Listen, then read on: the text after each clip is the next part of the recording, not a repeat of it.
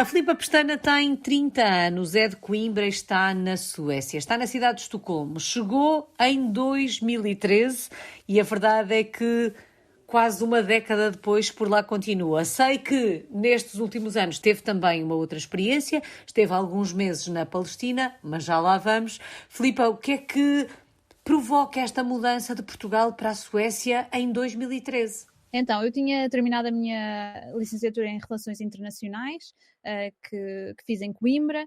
Tinha estado um ano em Lisboa a fazer um estágio e uma pós-graduação, assim, sem saber muito bem o que é que se seguiria.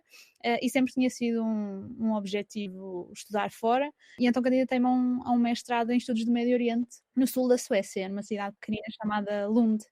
E assim foi. Quando fui aceite, parti para 2 anos. Achava eu que seriam 2 anos, não sabia muito sobre a... Portanto, nunca imaginou que ao fim de quase 10 anos ainda estaria pela Suécia? Não, de todo. Imaginei a minha vida como sendo pontuada por períodos no estrangeiro. Sempre gostei muito de viajar, de conhecer outras culturas, e os meus pais sempre apoiaram isso. Também não acredito que se calhar tivessem esperado que eu, ao fim de 10 anos, ainda estivesse fora, mas sempre foi um objetivo. E foi assim. Bom, já vamos saber o que é que provoca esta permanência, digamos assim, na Suécia, depois de terminados os estudos. Filipa, recorda-se como é que foi o primeiro encontro com este país? Sim, eu cheguei em setembro, cheguei a um domingo, lembro-me que chovia, fazia algum frio e que eu, um bocado baralhada, como é da minha natureza, acho que tinha esquecido que ao domingo a residência de estudantes ainda não estava aberta, ou que eu não podia obter a chave, portanto tive que arranjar um pequeno bed and breakfast e então fiquei assim um bocadinho perdida e recordo-me também do primeiro inverno, da escuridão, apesar de ser no sul da Suécia, da primeira vez que vi nevar. Já tinha visto neve na Serra da Estrela, mas nunca tinha visto nevar. Portanto, foi assim uma mistura de crescimento, não é? Obrigar-me a crescer mais depressa, mas também fascínio com um país muito bonito, com muita natureza, com uma paisagem muito diferente de Portugal, claro. Falava aqui da questão da escuridão, mas fez referência ao facto de estar no sul, porque no norte da Suécia é ainda mais escuro durante o inverno. Ainda mais escuro, e também tive um período de adaptação à vida em Estocolmo, quando mais tarde fui viver para Estocolmo, mas mesmo em Lund senti essa diferença, senti que os dias eram mais curtos. Um mestrado obviamente também tinha horários que eram um bocadinho diferentes e rotinas diferentes das da licenciatura, portanto eu lembro-me que não tinha aulas todos os dias e passava muito tempo em casa, tinha muitos trabalhos que tinha que completar sozinha. Tive que conhecer pessoas na residência de estudantes e até conhecer, até fazer amigos, não é? Custou-me um bocadinho esse primeiro inverno, senti um bocadinho a solidão, que na verdade sinto todos os anos, quando chega a essa altura do ano. Acredito que sim. Tendo em conta que imaginava que esta experiência iria durar 2 anos, a necessidade de integração, a adaptação é essencial? Ou o facto de estar rodeada por outros estudantes num ambiente que não é o ambiente do dia-a-dia da cidade ou do país, digamos assim, torna diferente esta necessidade de integração e de adaptação?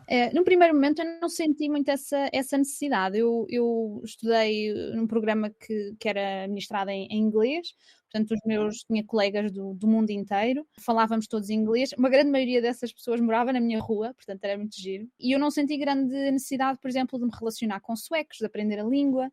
Isso veio mais tarde, inclusivamente não estava integrada no sistema, não tinha um número de identificação sueco. Isso aconteceu mesmo no final do meu mestrado, quando eu achei que poderia ser interessante ficar mais algum tempo, que me daria jeito de dominar a língua caso quisesse procurar trabalho. Portanto, numa primeira fase foi muito aproveitar aquele momento num contexto internacional, e o inglês bastava-me e aquelas pessoas bastavam. E depois sim, quando acabei o mestrado, tornou-se fundamental. Eu diria que para viver na Suécia é muito importante um conjunto de elementos que ajudam na integração.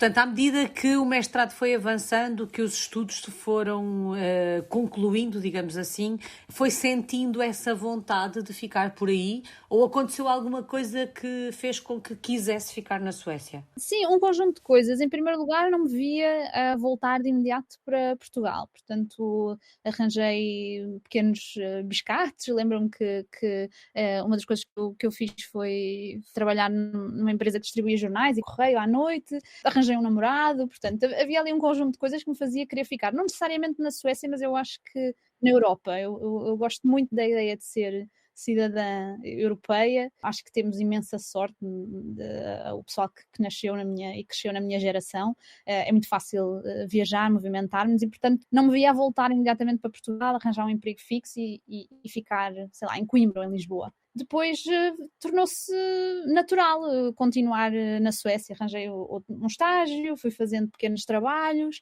e depois percebi que era difícil encontrar algo mais estável em Lund. É uma cidade muito pequena, portanto é um mercado pequeno e não há muito espaço para pessoas, sobretudo que não dominam ou que não estão no meio académico ou que não dominam o sueco ainda. Portanto, daí a mudança para Estocolmo. Bom, e acredito que à medida que estas circunstâncias se foram alterando e foram acontecendo, a necessidade de integração, o próprio processo de adaptação também se tenha intensificado. Quando isto acontece, como é que foi este processo de adaptação, Filipa? A que é que foi mais difícil?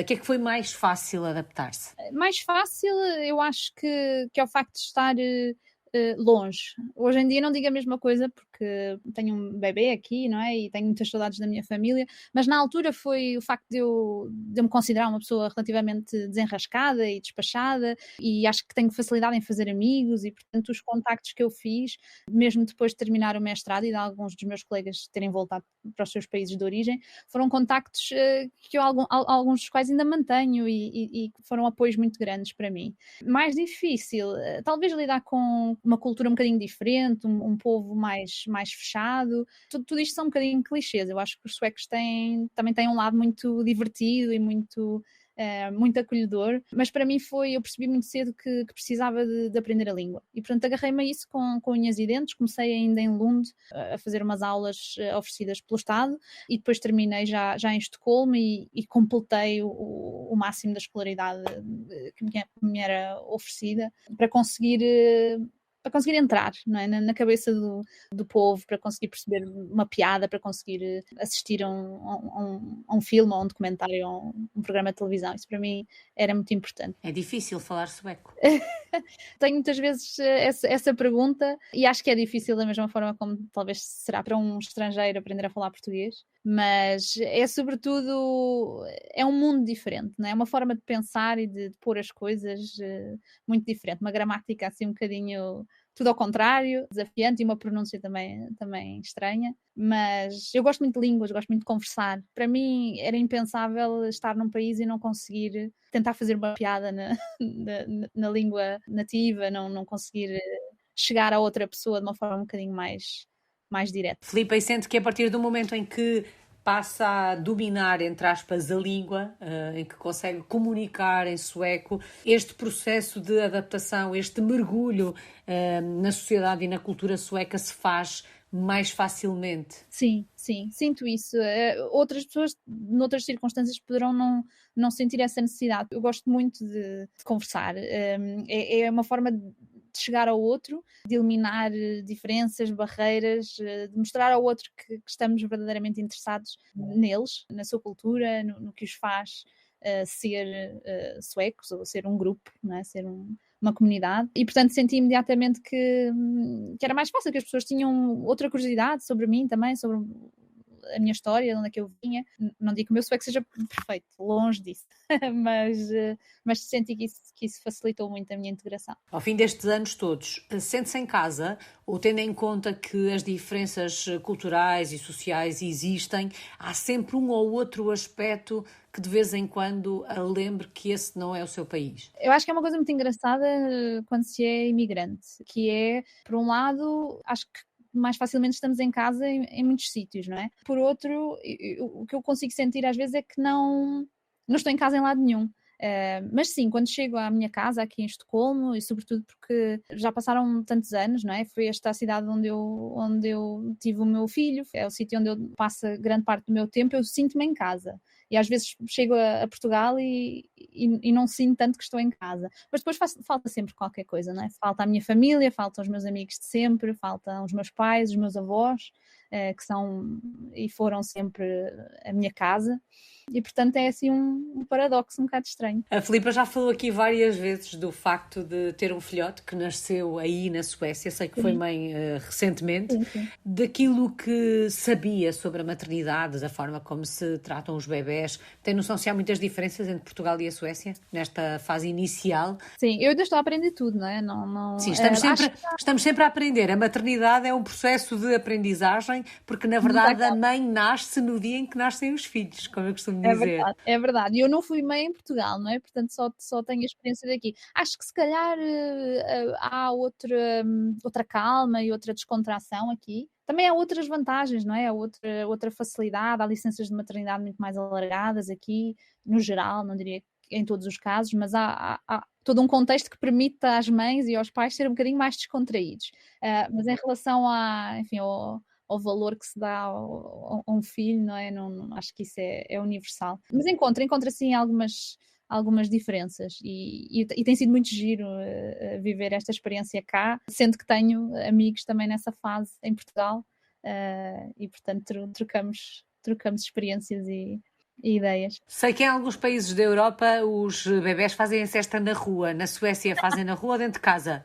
Às vezes vê-se bebês assim, a fazer a cesta nos carrinhos lá fora, enquanto os pais vão tomar café e assim. Neste contexto de pandemia tem sido um bocadinho mais estranho, portanto a minha experiência é que tem-se passado tudo muito em casa.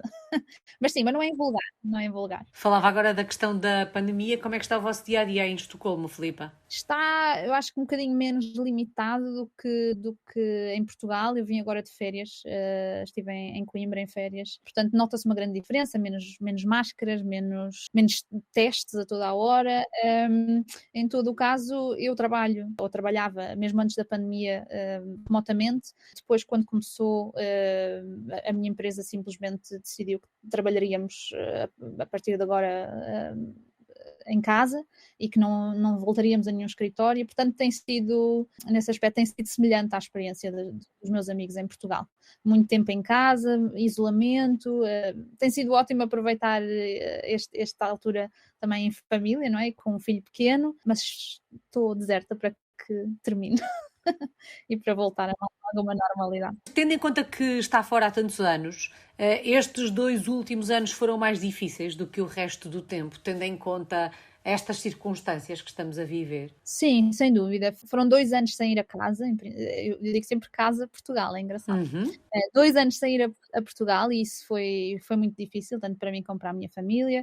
Eu tenho uma necessidade muito grande de estar rodeada de amigos e pessoas aqui, não é? Precisamente para colmatar a falta que o outro lado me faz e, portanto, vi menos pessoas, estive com menos pessoas e isso tem sem dúvida um impacto no meu dia-a-dia, na minha saúde mental e tudo. Portanto, diria que foram certamente 2 anos mais difíceis. Pois, claro, também pautados pelo nascimento do meu bebê e isso é a felicidade extrema, não é?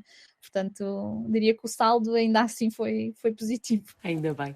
Filipa, portanto, nesta altura acredito que em licença de maternidade, mas em termos profissionais, o que é que faz habitualmente? Eu trabalho numa empresa de e-commerce, sou chefe de uma equipa de apoio ao cliente, portanto damos apoio a comerciantes, a pessoas que estão a criar o seu negócio, as suas lojas online, em várias línguas. Portanto, eu trabalho num departamento de ajuda, de apoio ao cliente de língua não inglesa. Quantas línguas fala? Algumas português, inglês, sueco, um bocadinho de espanhol, percebo francês. E aventurei-me um bocadinho pelo árabe, mas não passei da fase inicial. Mas gosto muito de línguas, gosto muito comunicar. Pelo facto de ter dito que gostava muito de línguas, daí a minha pergunta de quantas línguas é que falava. Logo no início da nossa conversa, quando fazia a apresentação da Filipa, dizia que nestes últimos anos passou também algum tempo na Palestina. Sei que foi um semestre. Sim. Que experiência foi esta? Fazia parte então do meu programa de estudos em passar algum tempo fora, ou pelo menos mais focado num projeto, e eu decidi então passar algum tempo em Nablus, uma cidade pequenina na Cisjordânia, pequenina, calhar assim, não assim tão pequenina, e trabalhei com crianças que viviam e passavam tempo num campo de refugiados. Fiz essencialmente um estudo sobre a forma como essas crianças lidavam com o conceito de cidadania, não tendo, enfim, ligação a um Estado nacional, da mesma forma que a maioria de nós, não é? E foi muito giro. Foi uma fase da minha vida muito desafiante, muito interessante. Fui sozinha e fiz muitos amigos também. Uma experiência marcante, acredito. Sim, absolutamente. E gostava muito, já voltei